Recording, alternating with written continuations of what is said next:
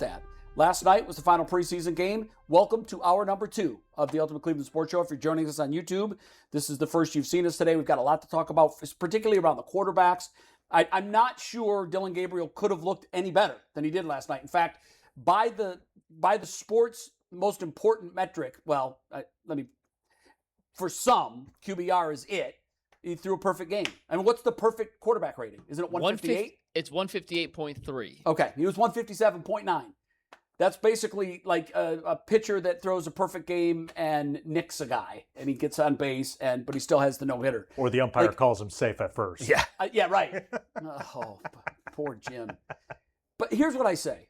We had asked the question before Shedeur Sanders start, how does he win the job? And my answer was, if he goes 14 for 15 with 3 touchdowns and 200 yards, he wins the job. That's what Luke did. Now, he did it with third and fourth string guys against third and fourth string guys. But what I want to know is, is there any drama, dilemma, any world whatsoever where he works his way into the QB2 conversation now? They're calling him Dillon Gabriel. By they, I mean me. They will be works soon. His way in. Potentially. I don't think it's going to happen right away, and I think Todd sort of answered that after the game. I think going to week 1 with a huge asterisk and as much flexibility as you could ever have, I think it goes to Sean Shedeur. But I think by now we know what Dillon Gabriel is, and I think we're able to be more rational because we saw similar performances last year in the preseason. Dillon does not have the physical ability against other starters. The things he does well show up when he's out there and able to do this quickly against a lesser level of competition. That's not to take anything away. He was awesome, but I do believe Shedeur is going to be the number 2 quarterback. You believe? You're not certain yet. Nothing would surprise you. No. Yeah.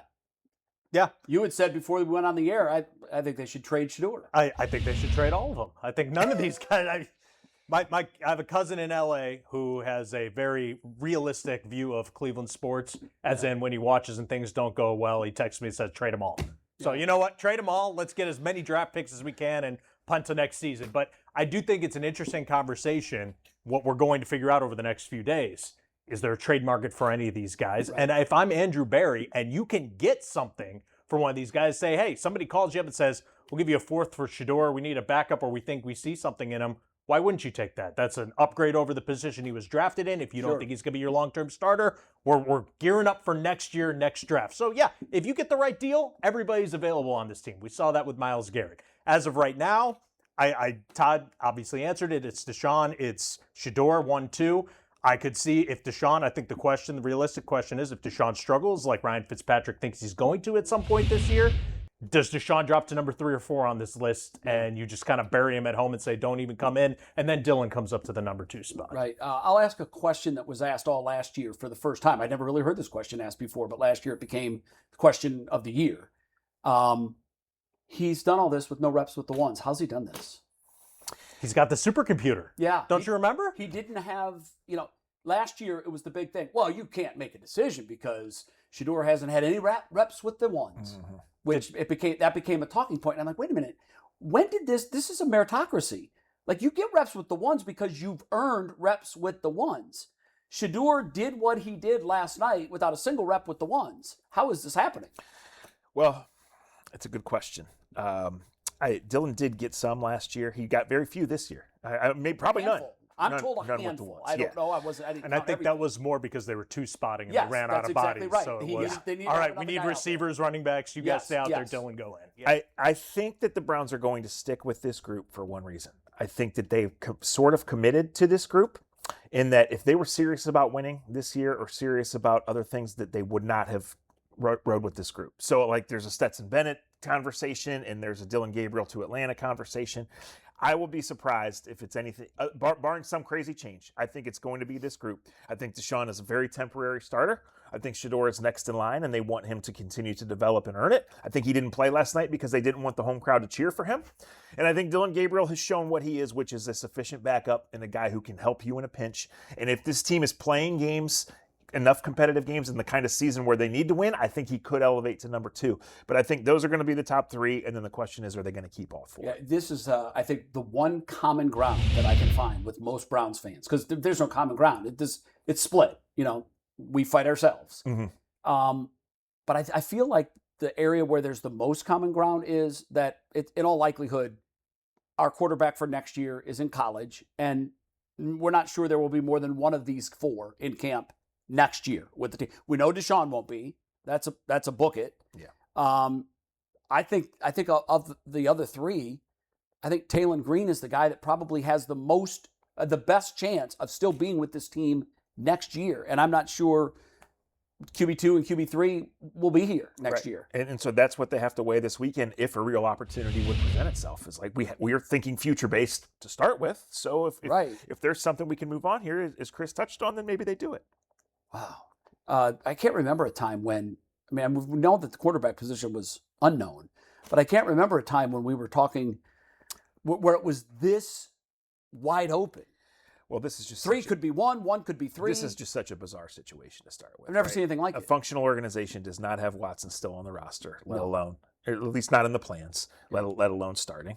And they drafted Dillon Gabriel apparently for a specific reason, and then they undercut everyone by drafting right behind Dillon Gabriel. And creating a drama that has ripped the fan base apart. Yeah, so, and where are these guys, 16 months into their careers? You could make a case one way or the other on all of them. Shedeur's not good enough to start right now. That doesn't mean that he's done. But, is he ever going to be if he can't beat out Deshaun Watson? It's a fair question to ask. And Jay, do you think that there's any chance that Gabriel could sneak into the QB2 conversation? Oh, absolutely. Look, I'm going to ask all of you guys this question. Who's, of the 4, who's looked best at quarterback this preseason?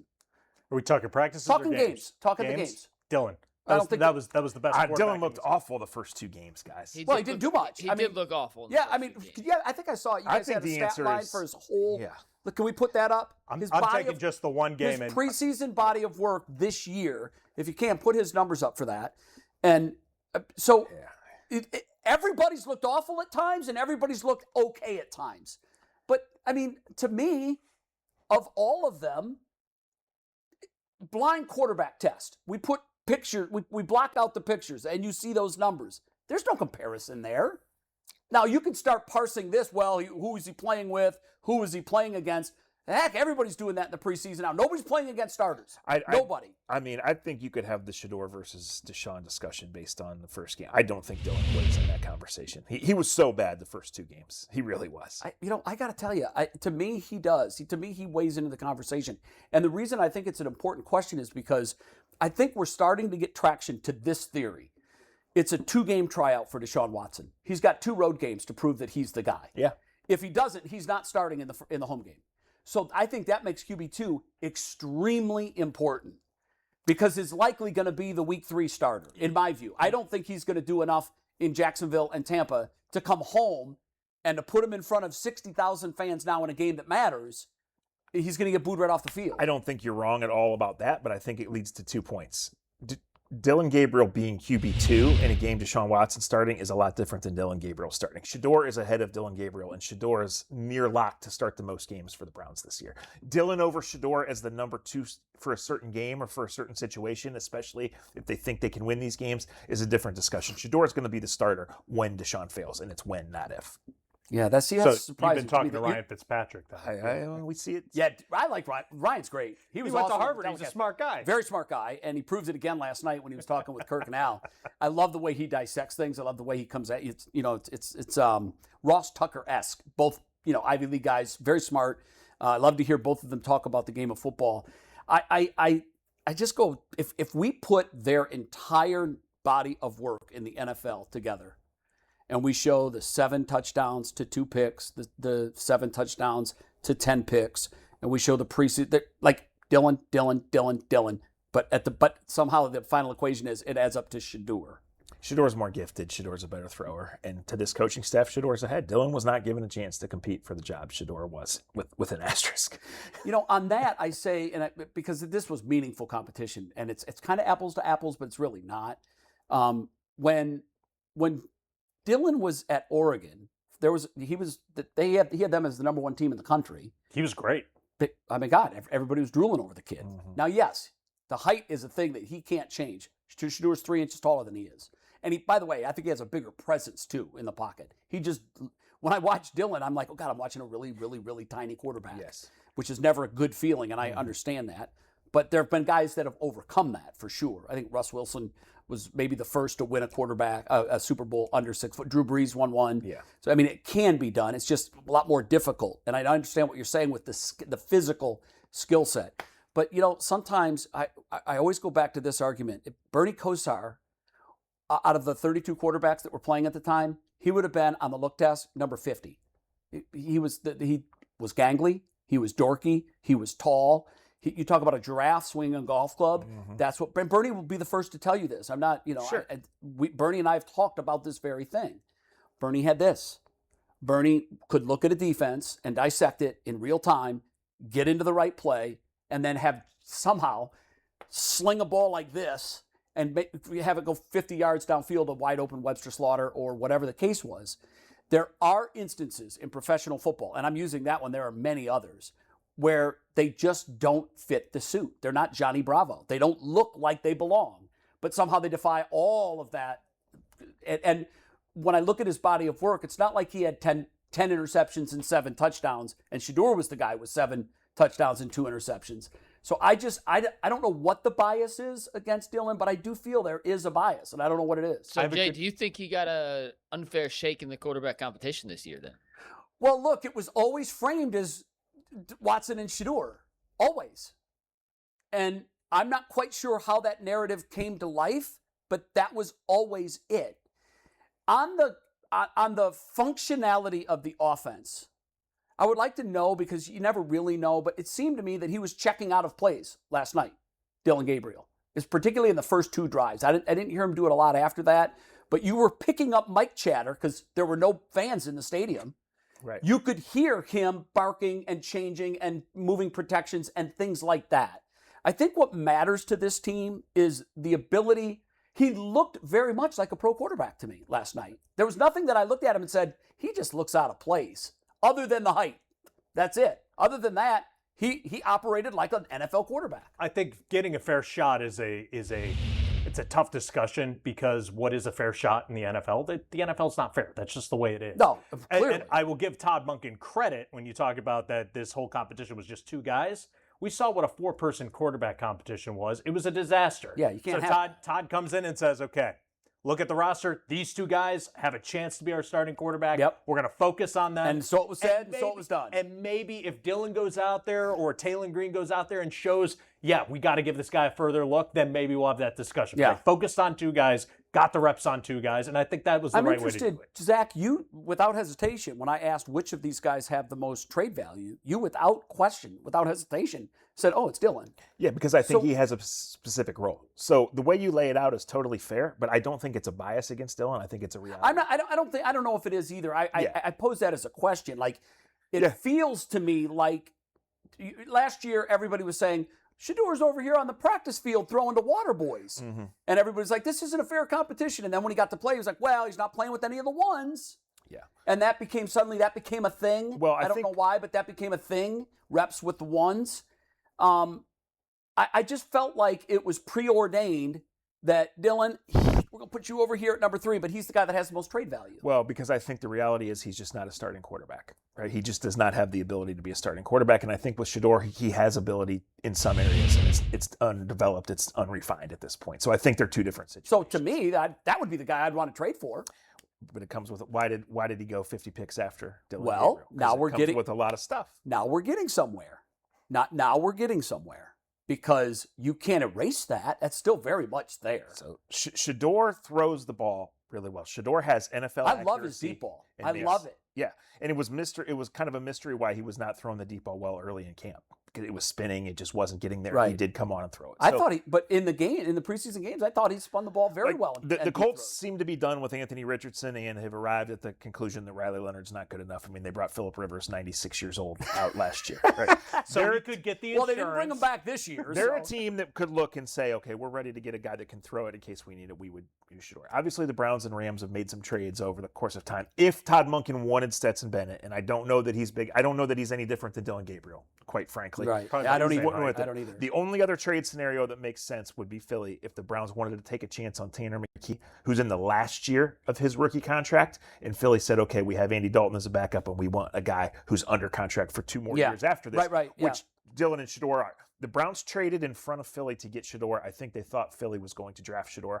which is backed up by the fact that they then took Kyle McCord, who didn't work. Right. Those are the only. And I don't know what these teams really think. And again, there's always been this gray area of what's really out there. Is he a bad kid? Or team's just totally out? He's not a bad kid. He's not a bad. None of these were ever answered. Some of is that what I'm stuff saying. that was, flying around combine and draft. Like you had said, or no, it was who came in? You did. Mike said, I met Shedeur. What a great kid. I met him on Listen, Wednesday. I have yet to hear one person that has met Shedeur Sanders that has had anything but glowing things to say about him. I'm saying nobody in the Browns building says that. I'm just saying what was out there. Why was he projected anywhere between 10 and 50 in the draft? And in your view, and went 144? You talked to these guys. Why did he slip so far? I think because the personality stuff is absolutely a non-factor. In fact, I'd go so far as to say, give me 53 of his personality types. I love his personality. I love his I think his teams spirit. I think teams viewed it as immaturity and not ready to come in and grasp the NFL. They viewed it as he had played a certain way and played for his father, and he wasn't. Has he dispelled that? Obviously not. He didn't beat out Deshaun Watson, who wasn't particularly I think good. so. I don't know. This could go a million different ways, but here's what I think is going to happen. I think Deshaun's going to start the first 2 games. It's not going to go well. I think Shedeur will absolutely be the game 3 starter. And at some point, we're going to see Dillon Gabriel.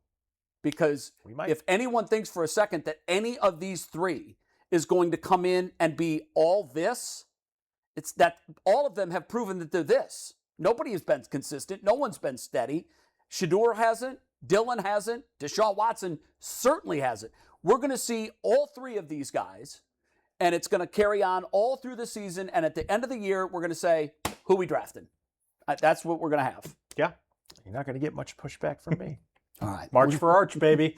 We're going to take, I love that. Now we title draft picks in Cleveland. That's where we are. Fail for Kurt Ale. Oh, my God. Break time. Stephen Kwan.